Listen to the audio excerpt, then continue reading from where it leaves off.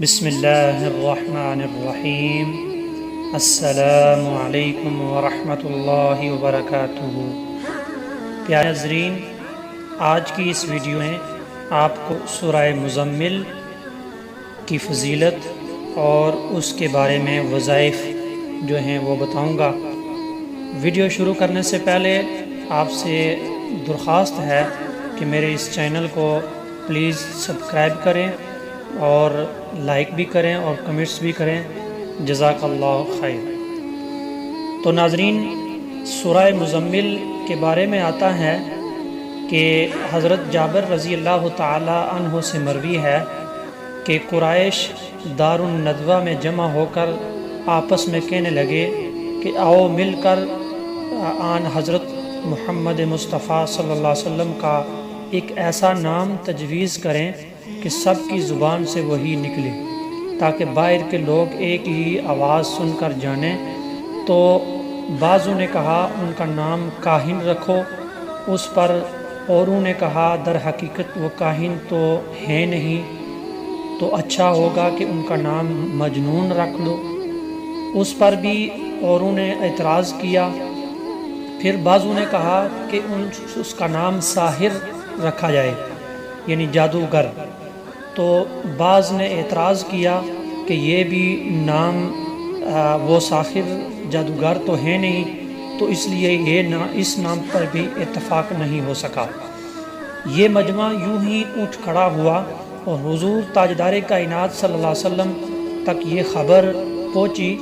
تو یہ خبر سن کر آپ صلی اللہ علیہ وسلم منہ لپیٹ کر کپڑا اوڑھ کر لیٹ رہے تھے۔ تو حضرت جبریل امین تشریف لائے اور اسی طرح فرمایا، یعنی اے کپڑا لپیٹ کر اوڑھنے والے، کہہ کر آپ کو مخاطب کیا۔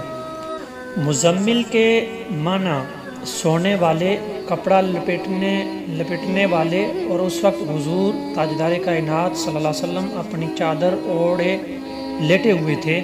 تو جب یہ آیات، یہ صورت نازل ہوئی تو قرآن کو حضور تاجدار کائنات صلی اللہ علیہ وسلم بہت آہستہ آہستہ ٹھہر کر پڑھا کرتے تھے۔ خود سمجھتے تھے لوگ کہ حضور ایک ایک حرف ترتیل کے ساتھ پڑھ رہے ہیں۔ تو یہ صورت بھی نازل ہوئی۔ بخاری میں ایک حدیث ہے، حضرت انس رضی اللہ تعالی عنہ سے روایت ہے کہ رسول اللہ صلی اللہ علیہ وسلم کی قرات کا وصف پوچھا جاتا ہے تو آپ فرماتے ہیں کہ خوب مد کر کے حضور پڑھا کرتے تھے، یعنی بہت ہی آہستہ آہستہ اور ٹھہر قرآن پڑھا کرتے تھے۔ تو ناظرین، وظیفے کی طرف چلتے ہیں۔ اس سورہ مزمل کے بہت سے فوائد بھی ہیں۔ کسی بھی حاجت کے لیے اس سورت کو پڑھ سکتے ہیں۔ غریب اگر غنی ہونا چاہتا ہے تو اس سورت کو پڑھ سکتا ہے۔ دروازے سے یعنی آرام اگر چاہیے تو وہ بھی پڑھ سکتا ہے۔ حاکم عزت سے پیش آئے تو اس لیے بھی پڑھ سکتے ہیں، اور معصوم بچے پر سایہ ہو جن یا پری کا تو تب بھی پڑھ سکتے ہیں۔ ظالم کے ظلم سے نجات کے لیے بھی پڑھ سکتے ہیں۔ تو سورہ مزمل میاں بیوی کی نا اتفاقی ہو تو اس صورت میں بھی اس کو پڑھ سکتے ہیں۔ تو تھوڑا میں آپ کو بتا دیتا ہوں کہ کسی حاجت کے لیے کس طرح آپ پڑھ سکتے ہیں۔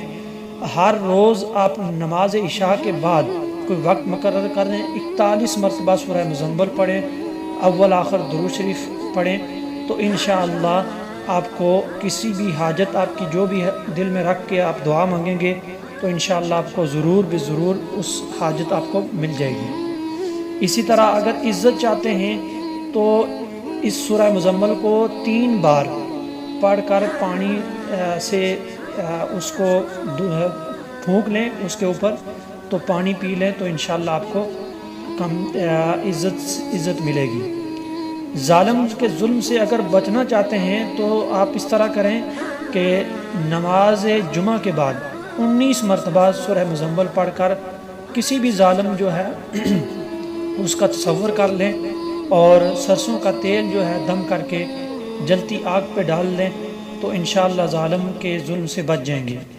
اسی طرح اگر بچے کے اوپر سایہ ہے جن کا پری کا، تو آپ کسی چاقو پر اس کے اوپر پھونک سکتے ہیں، 41 مرتبہ اس کو پڑھ سکتے ہیں۔ اسی طرح اگر میاں بیوی کے درمیان نا اتفاقی ہے تو 41 مرتبہ سورہ مزمل پڑھ کر بیوی پر پھونکے، اگر بیوی مرد پہ پھونکے تو اس طرح جو بھی جس کی طرف سے شکایت ہے اس کے اوپر پھونکے تو انشاءاللہ اس میں نا اتفاقی ختم ہو جائے گی۔ تو اگر کوئی قید میں ہے یا مقدمہ چل رہا ہے تو اس سورہ مزمل کو لکھ کر تعویذ بنا لے تو انشاءاللہ کامیابی ملے گی۔ پیارے دوستو، اللہ تعالی ہمیں سورہ مزمل پڑھنے کی توفیق عطا فرمائے اور وظائف پڑھنے کی توفیق عطا فرمائے، اب سمجھنے کی توفیق عطا فرمائے۔ جزاک اللہ۔